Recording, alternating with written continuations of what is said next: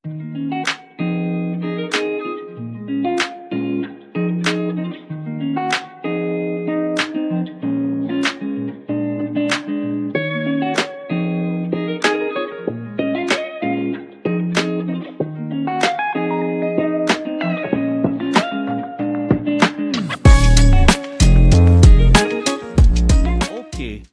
sambung cerita hari kedua jalan-jalan fotografi Sumbar saya. Pagi itu suasana begitu sejuk, nyaman sekali. Lena sungguh tidur saya, rasa macam nak sambung lagi. Dari jauh kedengaran kokok ayam. Dari luar bilik saya di penginapan ini kedengaran angsa-angsa dengan begitu riuh sekali. Terus saya tersenyum, teringat ketika itu saya sedang berada di bumi indah Sumatera Barat untuk jalan-jalan berfotografi. Pemandangan pagi yang cukup indah sekali dari penginapan danau di atas. Jalan Imam Bonjol nombor 227, Arahan Panjang, Lembah Kumanti, Solo, Sumatera Barat, Indonesia. Tepat pukul 7 pagi kami pun bertolak. Pagi hari kedua ini saya dan Pak Uncu mulakan aktiviti jalan-jalan fotografi kami dengan mengejar matahari terbit. Wah, macam beria-ia saja bunyinya kan? Nak pergi kejar sunrise pagi-pagi buta. Tapi memanglah kami mesti berkejar ke lokasi untuk tidak terlepas waktu terbit matahari. The thing was Pa Uncu roughly knew where the spots were. However, he said quite possibly the sceneries at the said spots might turn out to be not quite what we were hoping for. As for me, God willing, we'll have the opportunities to witness beautiful sunrise. I do applaud Pa Uncu's efforts in trying to find good locations to watch the sunrise. Ketika ini sudah kelihatan danau di atas. Tapi kami tidak berhenti di sini untuk tunggu sunrise, sebab Pak Uncu nak bawa saya ke danau di bawah. Kata Pak Uncu boleh sampai di sana dalam masa 15 minit. Ketika ini kami melalui kawasan perkebunan dengan tanaman bawang.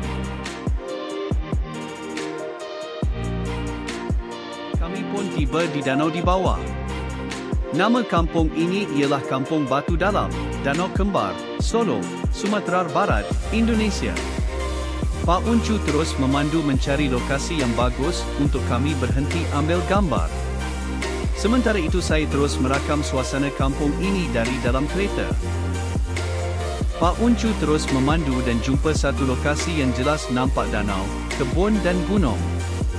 Jom turun dan ambil gambar. Lokasi yang Pak Uncu pilih ini memang hebat sekali. Pusing sini, cantik. Tengok ke arah sana, indah.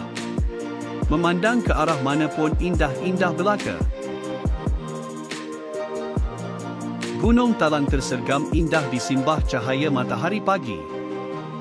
Ada kebun bawang yang luas-luas belaka di sini. Berhampiran dengan kami ada sebuah rumah pengeringan bawang dipanggil Rumah Bawang. Bawang merah perlu dikeringkan dan dianginkan samada di atas tikar atau atas bara seperti dalam foto di bawah sinar matahari selama 7 hingga 9 hari untuk mencegah menjadi busuk. Bawang merah yang sudah agak kering diikat dalam bentuk ikatan. Proses pengeringan dihentikan apabila bawang sudah nampak lebih merah dan kulitnya kering.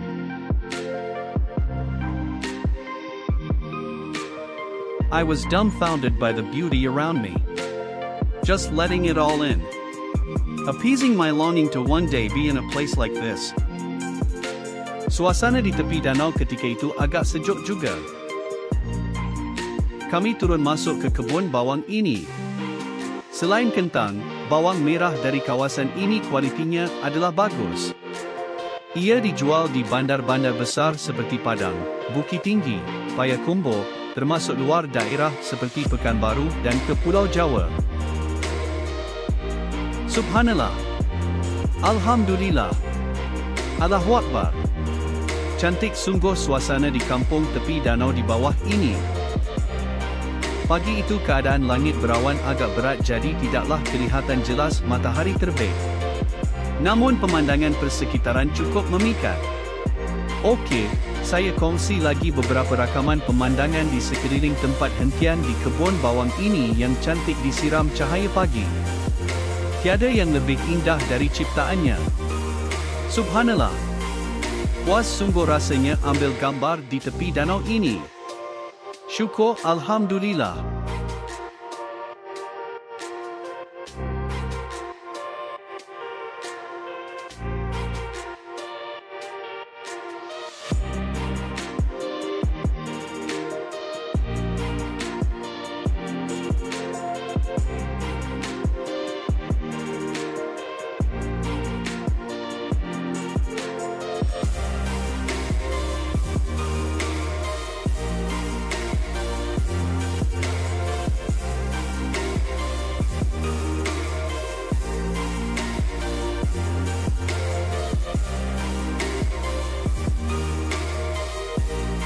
Setelah puas ambil gambar di danau di bawah, kami pun bertolak balik ke penginapan. Masa dalam perjalanan itu kami buat beberapa lagi persinggahan tengok di mana ada lokasi yang pemandangannya cantik. Sambil itu saya terus merakam suasana kampung-kampung yang kami lalui dari dalam kereta.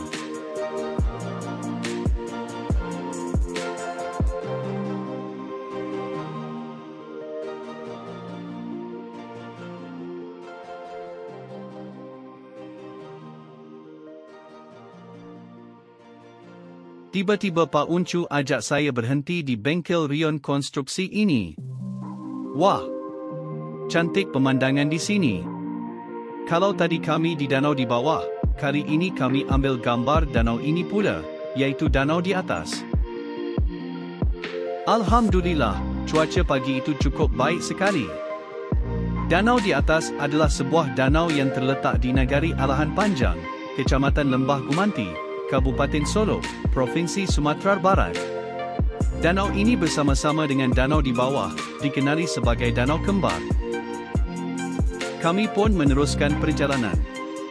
Seterusnya Pak Uncu bawa saya ke satu lagi lokasi untuk ambil gambar danau di atas, yaitu di sebuah masjid tepi danau.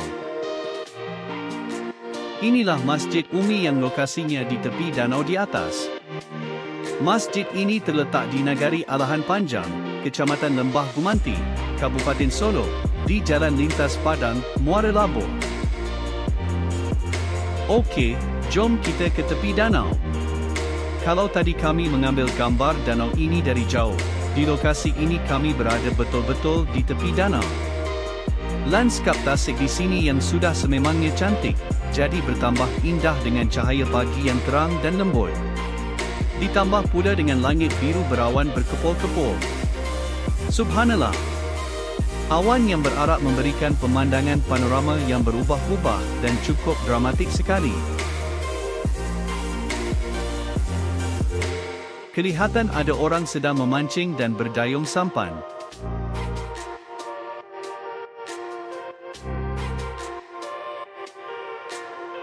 Baiklah, jom kita balik ke penginapan. Kami pun selamat tiba di penginapan danau di atas. Disebabkan kami keluar awal pagi tadi kerana hendak mengejar matahari terbit, makanya kami belum lagi bersarapan.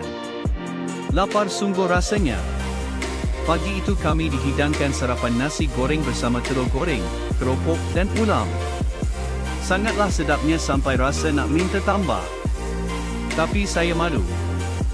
Lebih kurang pukul 10 pagi kami pun check out dan menuju ke destinasi seterusnya.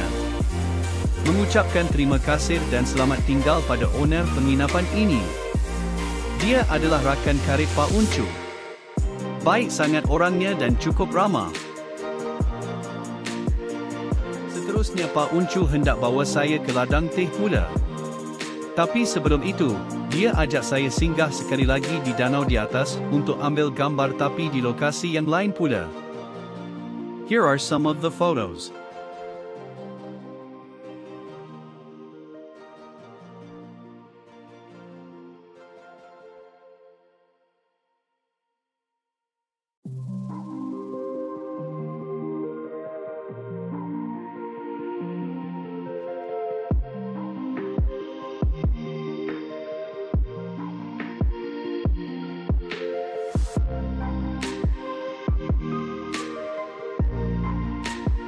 Seterusnya kami menuju ke kebun teh Danau Kembar. Kami melalui perkampungan dan kawasan ladang dan kebun sayur yang luas dan indah.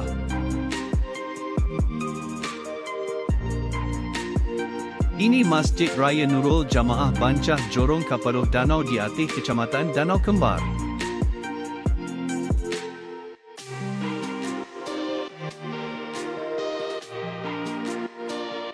Kami pun tiba di Kebun Teh Danau Kembar.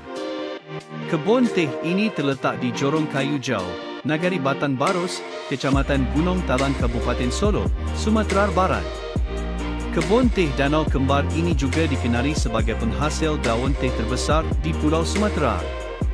Pak Uncu pun parkir kereta di tepi jalan dan kami pun turun untuk mengambil gambar ladang teh yang sungguh luas dan indah ini. Untuk parkir di tepi jalan di sini perlu membayar parkir antara RM3,000 hingga RM5,000. Alhamdulillah cuaca pagi itu cukup baik sekali dengan langit biru yang berawan.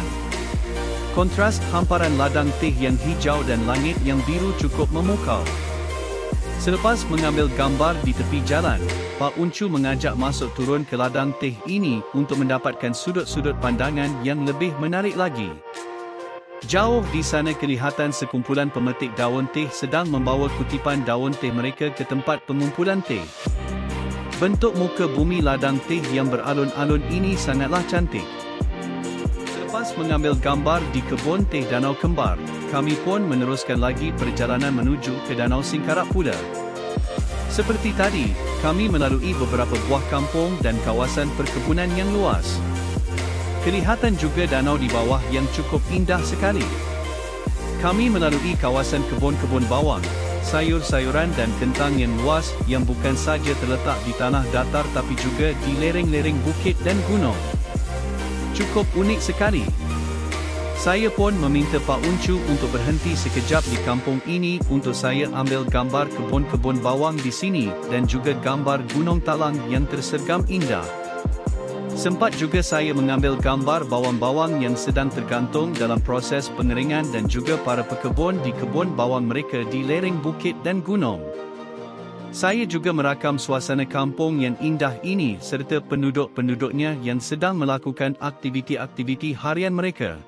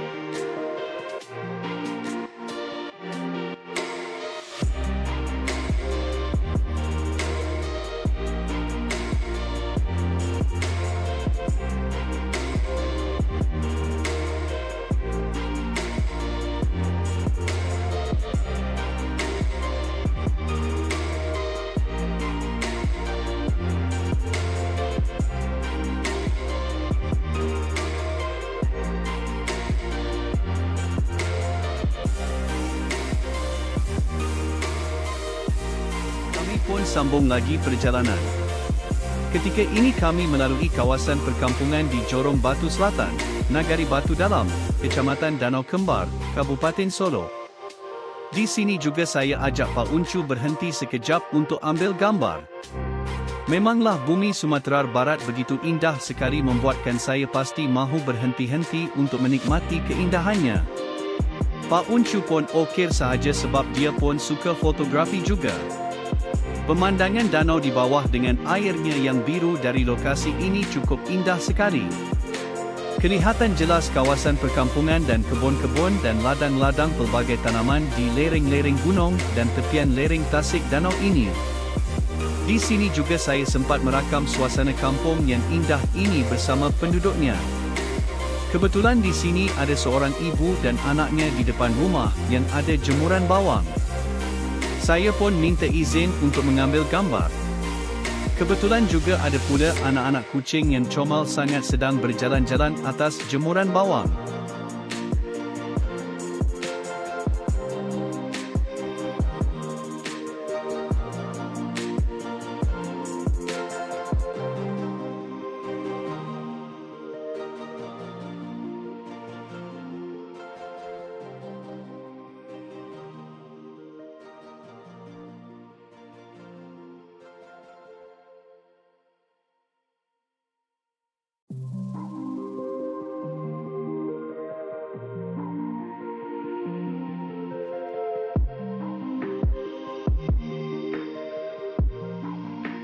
Perjalanan diteruskan lagi.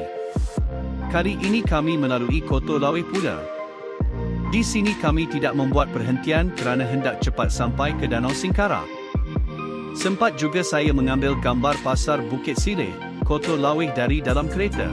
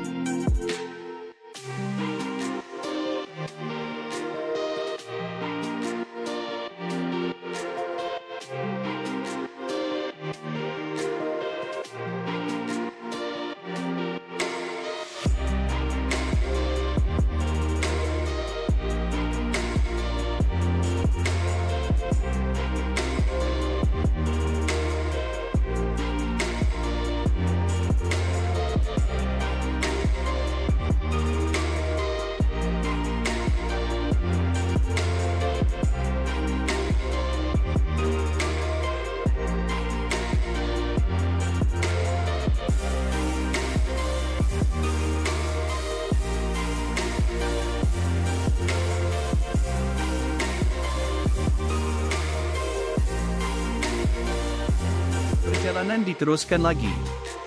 Masa ini kami sedang melalui Koto Anau, Bukit Sileh.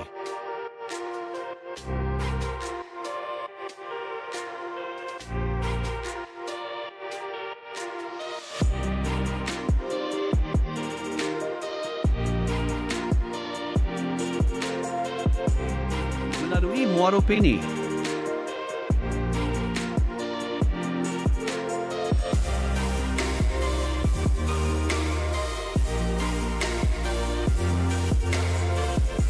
Melalui Koto Solok. Sempat juga ambil gambar Pasar Raya Solok dari dalam kereta. Kelihatan juga Taman Tugu Simpang Ambacang dan rumah-rumah Minangkabau.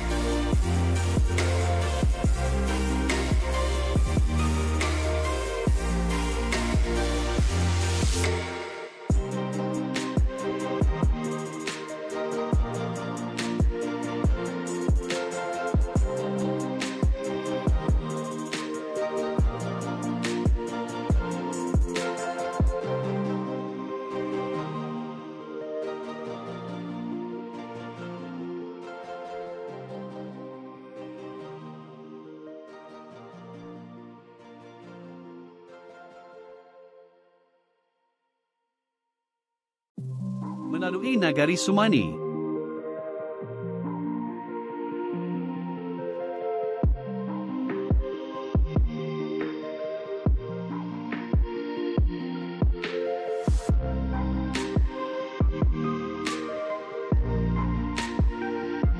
Kami pun tiba di Danau Singkara. Pak Uncu parkir kereta di tepi jalan, betul-betul di tepi danau ini. Dari lokasi kami ketika itu boleh nampak banjaran Bukit Barisan dan Gunung Marapi. Subhanallah, cantik sungguh. Danau Singkara adalah sebuah danau yang terdapat di dua Kabupaten Sumatera Barat, iaitu Kabupaten Solok dan Kabupaten Tanah Datar. Ia merupakan danau terluas kedua di Pulau Sumatera selepas Danau Toba di Sumatera Utara. Dengan lawatan ke danau ini maka lengkaplah lawatan saya ketiga danau besar di Sumbar iaitu danau di atas, danau di bawah dan Danau Singkara. Meneruskan perjalanan melalui Tanah Datar.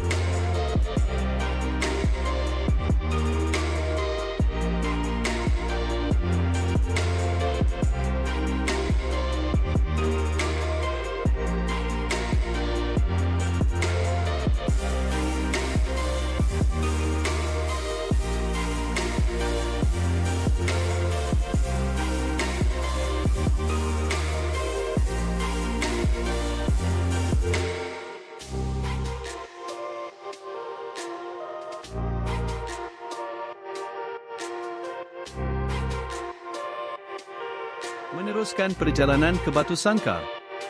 Kelihatan Istana Besar Pagaruyung dan Istana Silindung Bulan. Kami tidak berhenti singgah di kedua-dua istana ini kerana saya sudah pun lawat keduanya ketika percutian yang lalu. Di Batu Sangkar, kami berhenti untuk makan tengah hari. Pak Uncu bawa saya makan tengah hari di rumah makan Aroma, Pagaruyung, Batu Sangkar. Spesifiknya ikan bakar. Saya juga dapat bersolat di rumah makan ini, Alhamdulillah.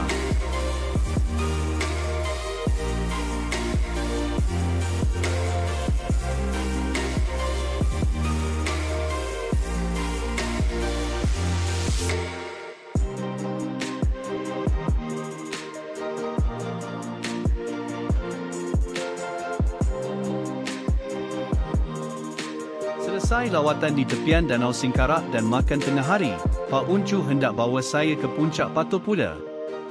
Perjalanan kami ke sana melalui kawasan Kecamatan Sungayang, Kabupaten Tanah Datar, yang indah dengan pemandangan-pemandangan sawah padi, pergunungan, masjid-masjid dan rumah-rumah gadang.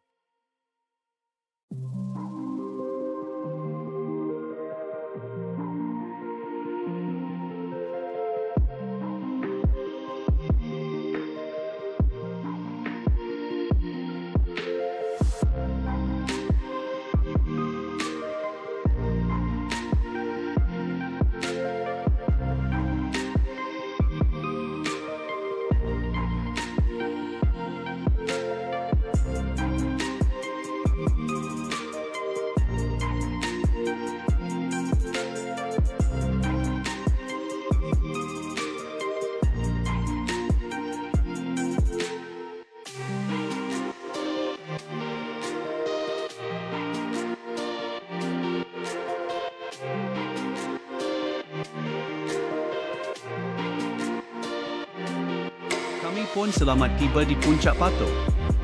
Untuk masuk ke wisata ini perlu membayar RM5,000 yang sudah termasuk caj parkir di pintu gerbang masuk. Lepas parkir kereta, kami pun berjalan naik ke atas. Boleh menggunakan samada laluan datar atau tangga batu, yang kedua-duanya tidaklah curam. Tempat ini namanya Puncak Pato, sebuah wisata panorama alam yang cukup indah sekali. Lokasinya di Negari Batu Burik, Kecamatan Lintau Buoh Utara, Kabupaten Tanah Datar, lebih kurang 17 km dari kota Batu Sangkar. Puncak Pato ni berada di Bukit Marapalam. Kata Pak Uncu dari atas nanti boleh nampak pemandangan yang cantik. Boleh nampak Gunung Sago, kata dia. Sunyi tempat ini masa kami sampai. Mungkin sebab hari itu adalah hari Khamis dan bukan hujung minggu. Kelihatan cuma beberapa orang remaja di situ. Saya pilih jalan naik yang mendatar kerana laluan itu ada pemandangan daerah Sungayang. Suasana cukup nyaman dan teduh. Sekali-sekala saya berhenti sekejap untuk ambil gambar pemandangan sambil atur pernafasan. Secara keseluruhannya wisata ini nampak bersih, cuma ada sampah sikit di sana sini. Tiada tandas awam. Surau juga tidak ada. Begitu juga gerai. Nampaknya tiada kemudahan asas untuk pengunjung disediakan. Saya baca sekarang sudah ada disediakan surau dan tandas. Baguslah begitu. Di sini ada monumen perjanjian Sumpah Satiah Bukit Marapalam. Telah berlaku di sini satu peristiwa bersejarah masyarakat adat Minangkabau. Di bukit inilah lahirnya Sumpah Sati Bukit Marapalam, di mana kesepakatan antara kaum adat dan kaum agama telah tercapai.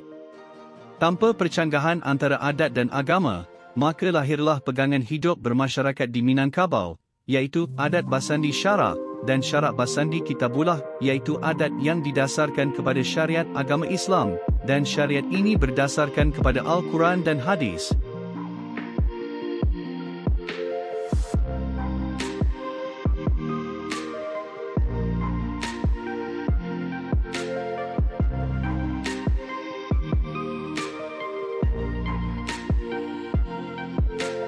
Dari Puncak Pato di Kabupaten Tanah Datar, kami meneruskan perjalanan melalui Kabupaten 50 Kota menuju ke Lembah Harau.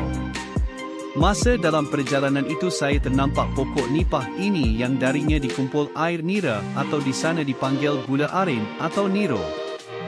Kata Pak Uncu, kawasan yang kami lalu ini memang terkenal dengan air niranya. Pokok ini sudah boleh diambil air niranya sekitar usia 5 tahun dan paling produktif antara 10 hingga 20 tahun dan boleh menghasilkan 15 hingga 20 liter nira setiap hari. Cairan ini mengandungi antara 10% hingga 15% gula. Bahagian pokok yang diambil nira adalah pada tangkai bunga jantan. Dari tangkai bunga betina juga boleh, tapi dari bunga jantan jumlah dan mutunya adalah lebih bagus. Takungan batang buluh digunakan untuk menakung nira. Ia sepanjang lebih kurang antara 1 meter hingga 1,5 meter. Kami juga melalui kawasan tanam tebu dan sudah tentu juga kawasan sawah padi yang luas dan bertingkat.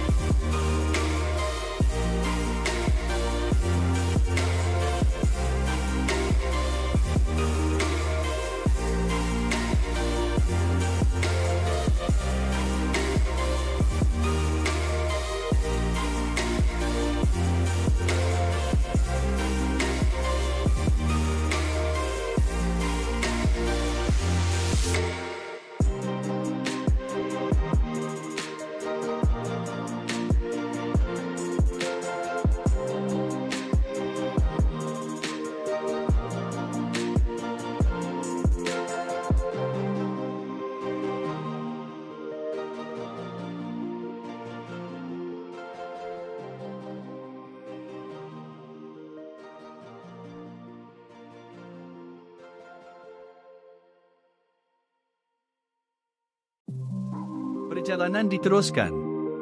Ketika ini kami masuk ke kawasan Pakan Rabaa, Kecamatan Sago Halaban, Kabupaten 50 Kota.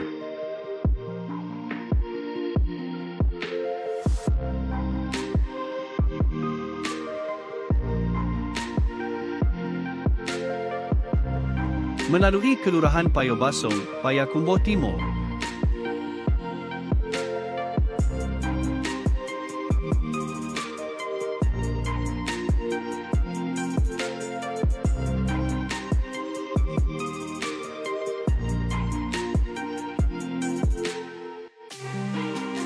Kami pun sampai di Lembah Harau.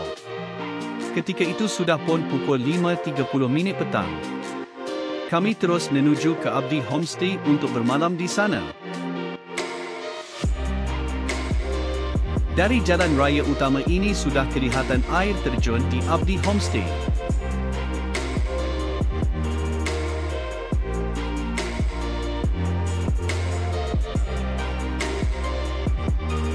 Kami pun selamat tiba di Abdi Homestay tempat saya bermalam pada hari kedua saya di Sumatera Barat. Setelah sekian lama teringin hendak ke sini, akhirnya sampai juga saya. Syukur Alhamdulillah. Cantik sungguh tempat ni. Sungguh aman. Terdengar deruan air terjun. Inilah penginapan saya. Jom kita tengok di dalamnya. Besar dan cukup selesa sekali. Jom kita tengok pemandangan-pemandangan di sekitar penginapan ini. Sungguh cantik sekali. Ada sawah padi, kolam dan air terjun.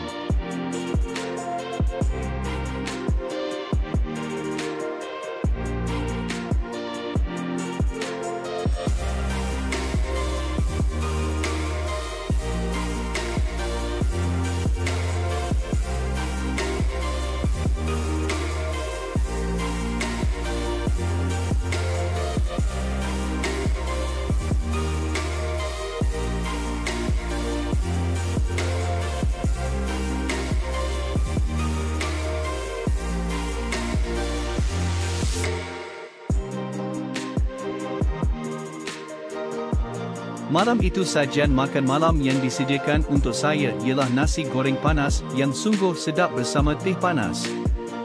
Alhamdulillah. Ini beberapa foto suasana malam di Abdi Homestay. Dengan itu maka berakhir sudah program Jalan-Jalan Fotografi Sumatera Barat saya untuk hari kedua. Inilah ringkasan perjalanan saya pada hari kedua saya di Sumbar. Alhamdulillah.